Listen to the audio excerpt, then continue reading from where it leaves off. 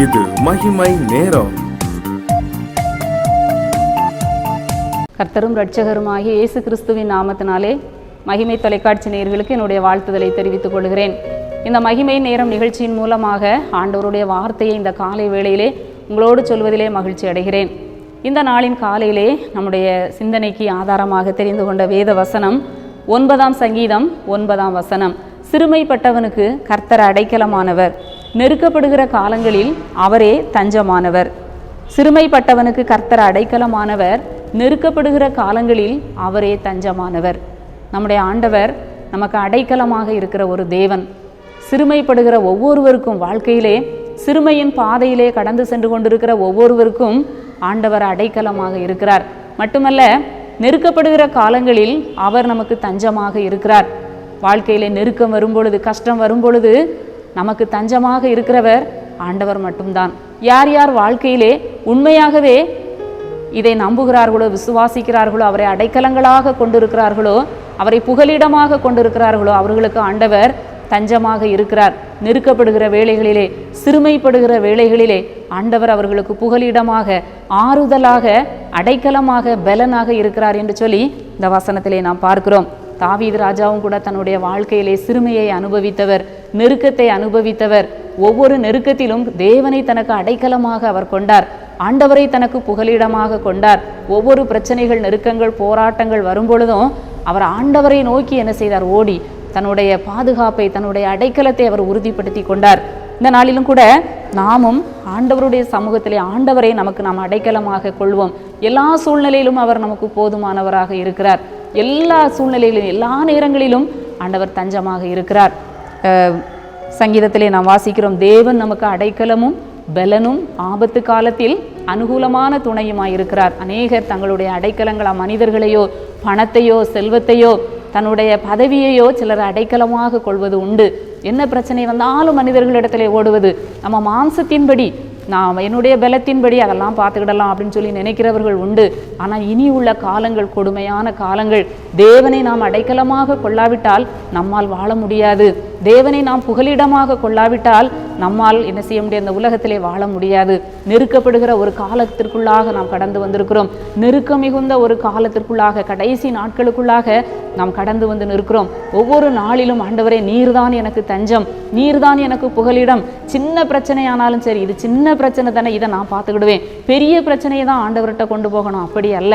ஆண்டவர் சொல்கிறார், என்னை அல்லாமல் உங்களால் ஒன்றும் செய்யக்கூடாது. சின்ன காரியமானாலும் ஆண்டவரிடத்திலே நாம் அடைக்கலம் கேட்க வேண்டும், ஆண்டவரிடத்திலே நாம் ஆலோசனை பெற வேண்டும். ஆண்டவரை நாம் தஞ்சமாக, துணையாக நாம் கொள்ளுகிற பொழுது அவர் நமக்கு அடைக்கலமாக, பலனாக இருக்கிறார். இன்னும் கூட ஏசாயா 25ஆம் அதிகாரம் 4ஆம் வசனத்திலே நாம் பார்க்கிறோம், கொடூரமானவர்களின் சீரல் மதிலை மோதி அடிக்கிற பெருவெள்ளத்தை போல இருக்கையில் ஆண்டவர் என்ன செய்கிறார்? அவனுக்கு ஆண்டவர் அடைக்கலமாக இருக்கிறார், பலனாக இருக்கிறார், வெயிலுக்கு ஒதுங்கும் நிழலாக இருக்கிறார். அப்படிப்பட்ட ஆண்டவர் நமக்கு அடைக்கலமாக இருக்கிற பொழுது நாம் அந்த ஆண்டவரை நாம் பற்றி கொள்ள வேண்டும். இஸ்ரவேல் ஜனங்கள் ஆண்டவரை மறந்து, நியாயாதிபதிகளின் காலத்திலே நாம் பார்க்கிறோம், ஆண்டவரை மறந்து ஆண்டவரை விட்டு தூரமாக போனதுனால அவங்க காடுகளையும் குகைகளையும் அங்கே முட்செடிகள் எல்லாத்தையும் தங்களுக்கு அடைக்கலமாக்கி கொண்டார்கள் என்று சொல்லி நியாயாதிபதிகள் 6ஆம் அதிகாரம் 1ஆம் வசனத்திலே நாம் பார்க்கிறோம். சத்துருக்கள் நெருக்கும்போது அவங்க காடுகளிலும் குகைகளிலும் அவங்க என்ன செய்கிறாங்க? ஒளிந்து கொள்ளுகிறார்கள். அதை தங்களுக்கு அடைக்கலமாக்கி கொள்ளுகிறார்கள். ஆண்டவரிடத்துல வரணும், ஆண்டவரிடத்துல பாதுகாப்புக்கு வரணுங்கிற எண்ணம் அவங்களுக்கு வரல. எங்கேயாவது போய் தப்பணும், யாராவது உதவி செய்யணும் என்று சொல்லி நினைக்கிறார்கள். இன்றைக்கும் கூட நம்ம ஆண்டவருடைய அடைக்கலத்திற்குள்ளே நாம் வர வேண்டும். ஆண்டவரை நாம் புகலிடமாக கொள்ள வேண்டும். ஒரு சம்பவத்தை வாசித்த பொழுது ஆச்சரியமாக இருந்தது. ஒரு வெளிநாட்டில் நடந்த ஒரு சம்பவம். பயங்கரமான புயல், காற்று வீசுகிறது, மழை கொட்டி தீர்க்கிறது. மழையால் நன்கு நனைந்த ஒரு மனிதர் அடைக்கலம் தேடி அலைகிறார். வெயிலுக்கு, மழைக்கு ஒதுங்குவதற்காக அவர் ஒரு அடைக்கலம் தேடி அலைகிறார். அப்பொழுது அவர் திணறி கொண்டிருக்கிறார். கடுமையான புயல், காற்று, மழை, இப்படிப்பட்ட சூழ்நிலையிலே ஏதாவது ஒரு ஒதுங்குறதுக்கு இடம் கிடைக்காதா என்று சொல்லி அலையும் போது ஒரு ஆலயம் திறந்திருக்கிறதை பார்க்கிறார். அவர் என்ன செய்கிறார்? மழைக்கு அடைக்கலமாக அந்த ஆலயத்திலே போய் ஒதுங்குகிறார். அப்பொழுது அங்கே ஒரு போதகர், ஒரு பிரசங்கியார் பிரசங்கம் பண்ணி கொண்டிருக்கிறார். அங்கே பாடல் சத்தம் கேட்கிறது. அங்கே உள்ளே போகிறார். அவருடைய அந்த செய்தி, அவர் அந்த பிரசங்கியாருடைய செய்தி இவரால் கேட்க மனமில்லை. ஆனாலும் கூட வழி இல்லாமல் அந்த ஆலயத்திலே உட்கார்ந்து மலைக்கு ஒதுங்கினவர் அந்த செய்தியை கேட்கிறார். அந்த பிரசங்கியார் ரொம்ப திறமை உள்ள பிரசங்கியார் அல்ல.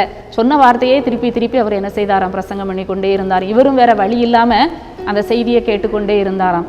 ஆனால் நம்முடைய ஆண்டவர் அந்த அந்த மனிதனுடைய இருதயத்தை அவர் தொட்டார். அந்த அவர் சொன்ன வார்த்தை, குளிரில் நடுங்கி கொண்டிருந்த அந்த மனிதனுக்கு அவர் சொன்ன வார்த்தை அவருடைய உள்ளத்தை தொட்டது. தன்னுடைய வாழ்க்கையை ஆண்டவருக்கு அவர் ஒப்பு கொடுக்கிறார். பின்னால் ஒரு பெரிய ஊழியக்காரராக மாறினார். அவரை பற்றி சொல்லப்படுகிறது, பிரசங்கம் பண்ணுகிறவங்களின் சிங்கம். அவர் தான் உலக பிரசித்தி பெற்ற சார்லஸ் ஸ்பர்ஜன் என்று சொல்லக்கூடிய பெரிய ஒரு ஊழியக்காரராக மாறினார். ஒரு அடைக்கலத்திற்காக அவர் என்ன செய்கிறார்? அந்த ஆலயத்துக்குள்ளே வந்தார். ஆனால் அடைக்கலமான ஆண்டவரை அவர் என்ன செய்தார்? தஞ்சமாக கொண்டு தன்னுடைய வாழ்க்கையை அவருக்கு ஒப்பு கொடுத்தார். பெரிய ஊழியக்காரராக மாறினார். ஒரு சின்ன ஒரு அடைக்கலத்துக்காக, ஒரு வெயிலுக்கு ஒரு மழைக்கு ஒதுங்குவதற்காக வந்த இடத்திலே ஆண்டவரை அவர் என்ன செய்தார்? பற்றி கொண்டார். ஆண்டவரை அவர் அடைக்கலமாக்கி கொண்டார். அவருடைய வாழ்க்கை மாறியது. அநேகருக்கு ஆசீர்வாதமாக அவர் மாறினார் என்று சொல்லி வாசிக்க முடிந்தது. இன்றைக்கும் கூட நமக்கு அவர் அடைக்கலமாக பலனாக இருக்கிறார். எதிரிகள், சத்துருக்கள் நம்மை தாக்க வருகிற பொழுது, அதான் கொடூரமானவர்களின் சீரல் மதிலை மோதி அடிக்கிற பெருவெள்ளத்தை போல இருக்கையில் அவர் நெருக்கப்படுகிற எளியவனுக்கு தஞ்சமாக இருக்கிறார். வெயிலுக்கு ஒதுங்குகிற நிழலாக இருக்கிறார். எந்த பிரச்சனை வந்தாலும் நாம் ஆண்டவரை தஞ்சமாக கொள்ள முடியும்.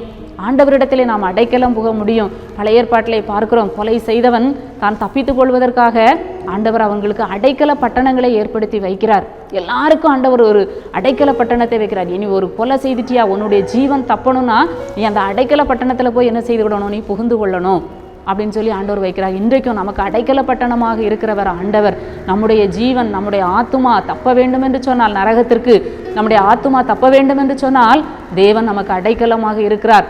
அவர் நமக்கு அடைக்கல பட்டணமாக இருக்கிறார். அந்த அடைக்கலத்திற்குள்ளாக நாம் ஓடி வருகிற பொழுது அவர் நம்மை பாதுகாக்கிற தேவன். உலக வாழ்க்கையிலே நம்மை பாதுகாக்கிறார். நம்முடைய ஆத்துமாவை அவர் காக்கிற தேவனாக இருக்கிறார். நீரே என் அடைக்கலம், உண்மையே நான் எனக்கு புகலிடமாக கொள்கிறேன் என்று தாவீது ராஜா சொன்னது போல நாமும் ஆண்டவரை புகலிடமாக கொள்ள வேண்டும். அவருடைய அடைக்கலத்திற்குள், பாதுகாப்புக்குள் நான் வரும் பொழுது அவர் நமக்கு தஞ்சமாக இருக்கிறார். தேவன் அதன் நடுவில் இருக்கிறார். அது அசையாது. அதிகாலையிலே தேவன் அதற்கு சகாயம் பண்ணுவார். தேவன் நமக்கு அடைக்கலமும் பலன், ஆபத்து காலத்தில் அனுகூலமான துணையாக இருக்கிறார். அப்படிப்பட்ட ஆண்டவரை நாம் பலனாக, அடைக்கலமாக இந்த காலை வேளையிலே நாம் ஆண்டவரை நமக்கு அடைக்கலமாக்கி கொள்ளுவோம். அவருடைய பாதுகாப்பு நமக்கு நிச்சயமாக உண்டு. ஆண்டவரை நோக்கி பார்ப்போம். எங்களை நேசிக்கிற நல்ல ஆண்டவரே, இந்த நல்ல நாளின் காலை வேளைக்காக உண்மை துதிக்கிறோம், உண்மை ஸ்தோத்தரிக்கிறோம். ஆண்டவரே, இந்த உலகத்தில் எங்களுக்கு எங்கேயுமே பாதுகாப்பு இல்லை சுவாமி. உம்முடைய ஆண்டவரே பாதம்தான் எங்களுக்கு பாதுகாப்பு. உம்முடைய நாமம்தான் எங்களுக்கு பாதுகாப்பு. கர்த்தரின் நாமம் பலத்த துருகம், நீதிமான் அதற்குள் ஓடி சுகமாயிருப்பான். இந்த காலை வேளையிலே நாங்களும் எங்களுக்கு அடைக்கலங்களாக்கி கொள்ளுகிறோம். ஆண்டவரே, எங்களுக்கு தஞ்சம் நீர் தான். நெருக்கப்படுகிற காலங்களில் நீர் எங்களுக்கு தஞ்சமாக இருக்கிறீர். உம்மை துதிக்கிறோம், உம்மை ஸ்தோத்தரிக்கிறோம். மீட்பர் இயேசு கிறிஸ்துவின் மூலம் ஜெபிக்கிறோம் நல்ல பிதாவே, ஆமேன்.